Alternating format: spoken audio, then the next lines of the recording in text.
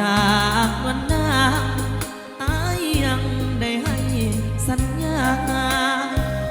ว่าจะหักนางหักเดียวตลอดสีว่าหากผู้ใดลืมลาฟ้านั้นช่วยลงโทษให้อย่าลืมฟังเสียงเพลงอายของส่ง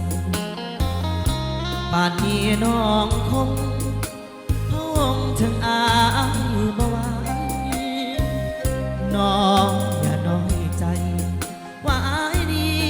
จะลืมไหลขอจงมั่นในใจ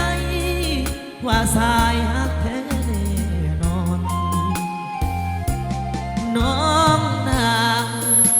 จะเหมือนตัวอายบ่น้องหรือมีคู่ความหอมพนอจากอายไปก่อนน้องอย่าได้ลืมสัญญาเลยนะก่อนที่หมายเป็นคู่เคียงมอนห่วมบังอ่อนตลอดสิว่าอย่าลืมฟังเสียงเพลงอายเสียก่อนจะเข้านอนห้องวอนมากล่อมนิทานน้องจงได้นอนฝันดีเถอะนะแก้วตาขอน้องอย่าลืมลาสัญญาสมเฮาเดินหน้า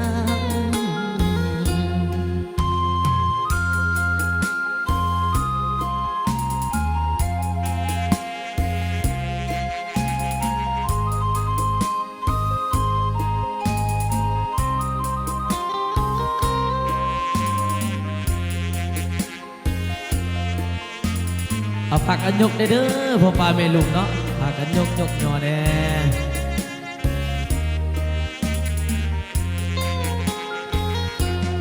น้องนางเจ้าเหมือนตัวอายบ่น้องหรือมีคู่ความหอมพนอจากอายไปก่อนน้องอย่าได้ลืมสัญญาเลยนะเป็นคู่เคียงมอนห่วมบังอ่อนตลอดสิว่าอย่าลืมฟังเสียงเพลงอายเสียก่อนจะเข้า